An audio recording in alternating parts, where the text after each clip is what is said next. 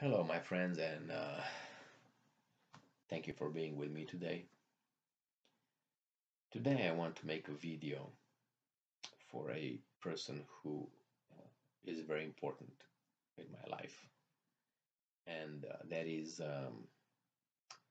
Vlad the Impaler, the so-called Vlad Tepes, or Vlad the Third. He was born based on my research on February 11th, 1431, and he died in December 1476 or January 1477. I know that if you do some research and you just do a little clicks here and there, you find that he was born on October, November 1429, 1430, 1431, something like that. But I found this was the only date that I found as a day in my research, and I just accept it because it's the only one I had. I didn't find it from a friend of mine. I found it from a book on about Vlad Tepes. I always liked this king, leader, however you want to call it.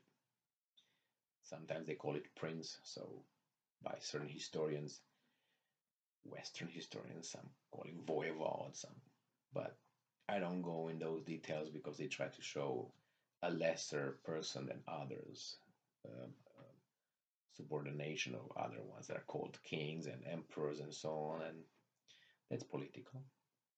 I don't care. For me, he's a king or leader, and the reason, the reasons why I liked and I still like this king, this individual, is because he was an active, hands-on, just person. Now I know that in order to analyze a person's character, you have to look at his deeds, his actions, whatever he said, and if he did what he said, and the context. Why am I saying the context? Is because we might all think of ourselves as being good and law-abiding and in a society being, decent individuals, civil individuals. But maybe in 200 years, the norms of the society will definitely change. So if we get to be judged by those standards, we might fall short. So judging an individual, a king with so much authority and responsibility from the 15th century by the standards of the 21st century would be a mistake. Why? Because the societies, the culture were different. People were different. The behavior, the actions. You could be killed just by stealing an apple. Now it's not the case.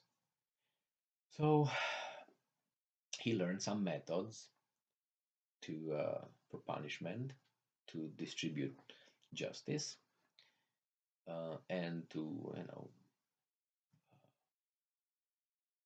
also use these actions, these methods as psychological warfare towards his enemies outside or within. Uh, he didn't learn to impale from his own imagination. That came from the Turks, for instance. Now he used it more than others. I don't know. But if we go and try to look at the proportions, we should not forget that in the past century, we have an individual who ordered 2 times, in 2 seconds, 2 drops of atomic bombs over civilian population. Not guilty of anything, just belonging to a country.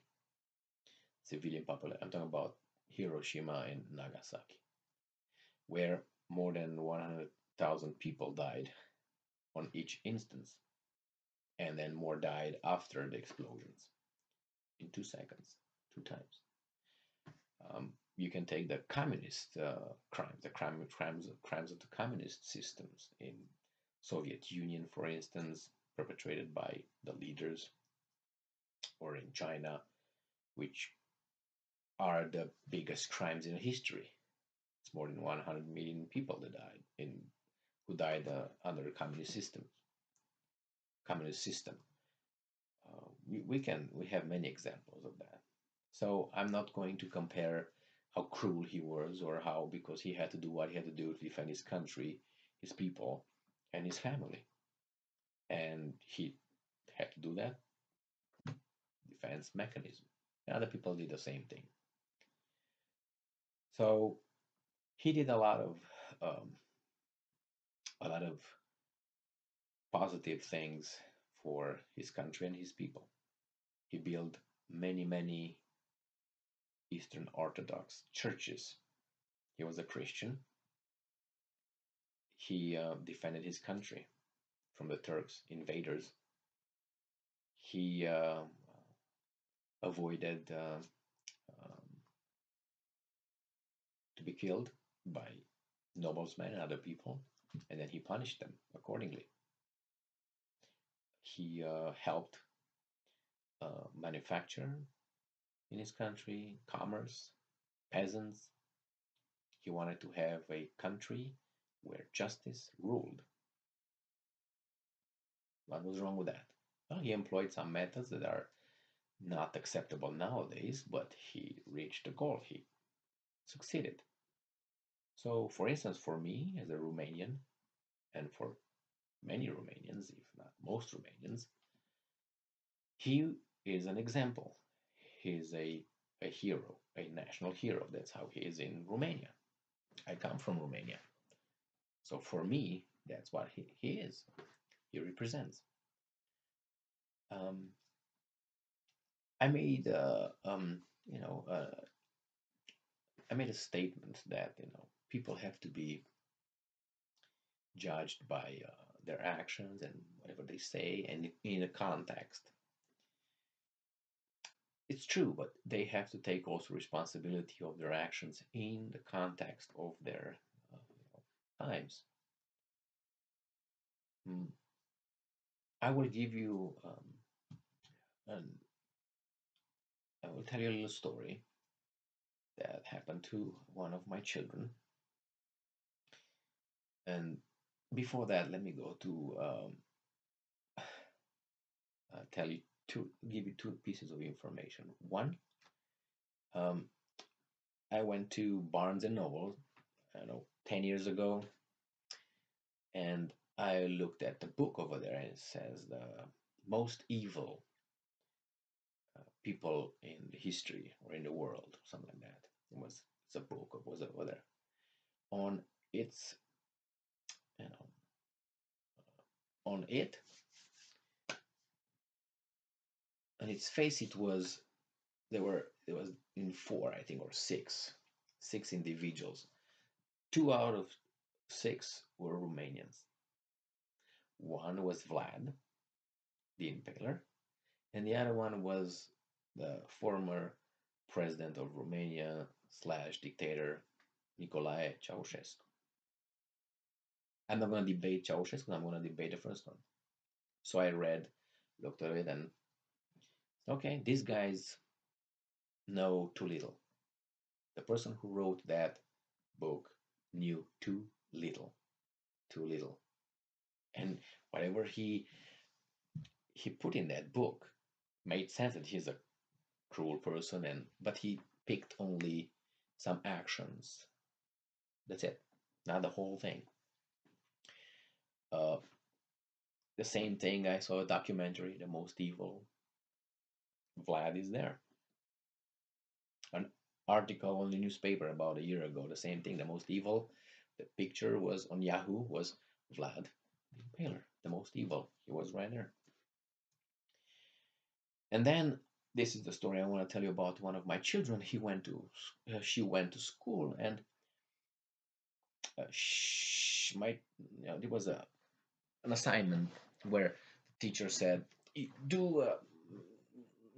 do a paper with a person, an extraordinary person that you like or something like that, but should not be, I don't know, an athlete, or they gave some restrictions over that.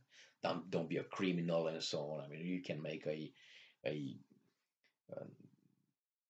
you can make a paper on, I don't know, Hitler or something, but I guess you can make on Mao. So one of my children said I will make one on Vlad the Impaler, and she brought that the title and of her project, and the teacher said, "No, you can't. He's not a positive example, and so on. You can't have it done, and so on." Now the teacher knew too little, because I wanted to go and talk to the teacher, but I don't know how old she might have been. But regardless, I was not allowed. My family did not let me go. I wanted to send an email to that person and ask her, "What do you know about this individual?" Because her opinion was that he was a criminal, a cruel person. Like, that's all she knew. I had books in English about this guy. I could have provided her with and enhance her knowledge and broaden her horizon. But I'm just giving you an example. When you are, the person with authority denies you something because they know too little, too little. And my child could not make that paper on Vlad the Impaler because the teacher, who was an ignorant individual but with authority, denied that. That reminds me to Rudolf Hess. If you don't know who that was, read. When he was interrogated for the Nuremberg trials, interrogated, you know what interrogation means? Bam, bam, bam, and so on. He was interrogated by an American, I can't remember, it was a major or something, or something like that. He was not like a, nothing. And he was interrogated, and uh, Rudolf Hess said in his, I don't know what, his notes, "Today I was interrogated by a person who knew too little." So that person, that colonel or whatever he was, major in the U.S. Army, knew too little even to ask. Didn't know what the hell to ask. This is how ill-informed, without that what Hess was referring to. So, but he had the authority. He had the authority, this guy, to not to interview, to interrogate him, and so on. Today I was interviewed by someone who knows, or who knows too little. You know how embarrassing that is? A person with authority to be your boss, and being, person with your boss being ignorant, and being your boss and make decisions for you, dictate what you do, and he's like a dumbass.